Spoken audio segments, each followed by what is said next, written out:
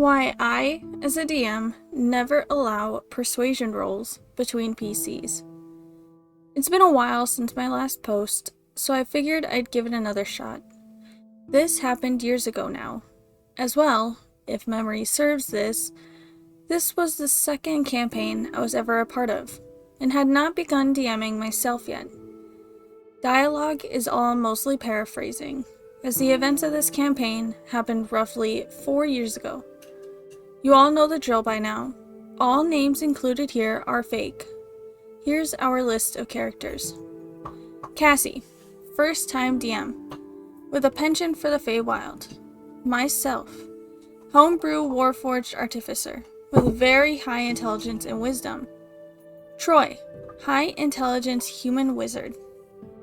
Isaac, Kenku rogue and first time player. This was actually Isaac's first game, not the one I had DM'd from my last post. I had almost forgotten this campaign due to reasons I'm sure you'll understand soon.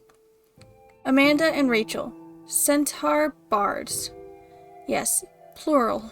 And the problem players for tonight's stories.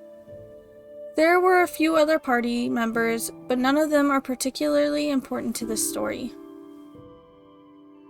This campaign had been running for a long time at this point, focused around resurrecting a dead nature goddess before life started to die out on the material mortal plane.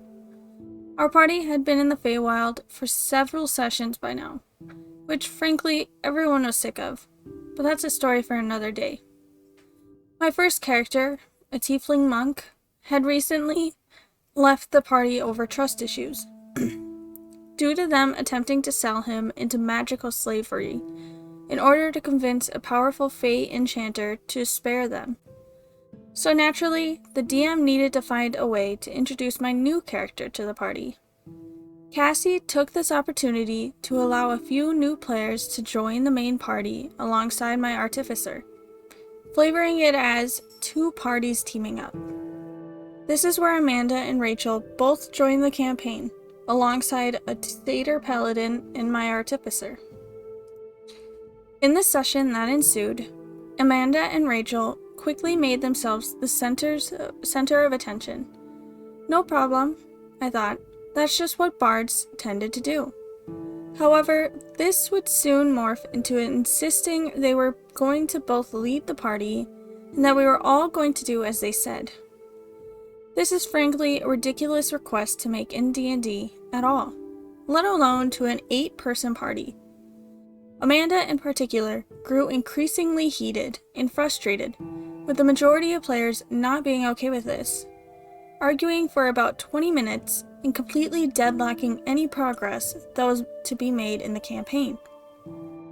This continued until we all heard Rachel giggle to herself, as she interjected to narrate how her bard bursts into song about how stupid the party was, and how they needed to let the two actually smart ones take the lead.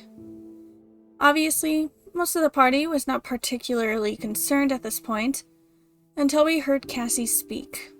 The conversation went something like this. Cassie: Alright, Rachel, as you begin to sing the song to the party, make me a persuasion check. Troy: Wait, what? Why would that? Amanda, cutting Troy off. Ooh, my bard will join Rachel's in song, so she gets advantage. Troy: Why would that sound any more sensible in song form? Is the song magical? If so, I cast Counterspell. Cassie, also cutting Troy off. Alright then, Rachel, go ahead and roll persuasion on the party with advantage. Anyone wanting to contest this? Roll your own persuasions. This got me pretty frustrated, to say the least. The reason I mentioned I was playing a homebrew artificer is because the class hadn't officially entered D&D 5e yet, and this homebrew variant was based on wisdom. My character had double proficiency bonuses in insight and a 20 in wisdom. If anyone could sniff out bullshit, it was her. But by allowing Rachel and Amanda to roll persuasion on the party and forcing us to contest it with our own persuasion checks, most of us used charisma as a dump stat, Cassie had effectively given the bards the keys to the campaign. Of course, nobody beat Rachel's roll due to her insane bonus to persuasion and combined advantage. Can you guess what happened next? As the session continued after this, did you guess that Rachel and Amanda continued to constantly abuse their newfound ability to control the party with simple persuasion rolls as if we were NPCs? If so, then you get a bardic inspiration. After the fourth or so instance of this happening, wherein Amanda and Rachel began a duet after a combat encounter that we should give them all the gold and loot we had as well as anything else we'd get during our adventures, since they could supposedly keep better track of it. I snapped and put my foot down. Fuck that! How can you possibly convince us to hand everything to your characters for the rest of the campaign? What possible talking points could your characters have to make all of this appealing?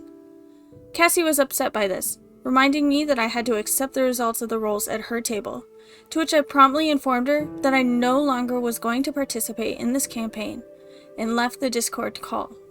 Not my proudest moment, but I was seeing red after putting so much effort into a character, just to have her turned into a glorified NPC via a series of absurd persuasion rolls. Isaac would later tell me that Cassie ended the session pretty soon after that, and that Troy also left the campaign. Isaac decided to stay in the campaign, just out of some desire to see just how much of a train wreck it would be. He would later tell me that the campaign fizzled out and died, as the DM had given the party a plot-important letter, but Rachel decided she was going to be the one to hold on to it, and that the party should never read it unless she says so, naturally succeeding in persuasion checks, with Amanda's assistance to make it so. With no way for the party to get the only important plot hook Cassie had planned to give the party, sessions apparently became hours-long slogs of trying to convince Amanda and Rachel to hand over the letter, or the rogue trying to steal it off of the bards to no success. According to Isaac, the campaign fizzled over and died, not long after. It is because of this awful experience I have never allowed the party in my campaigns to roll persuasion on each other. Screw that. If my players want to convince each other, they better actually convince each other.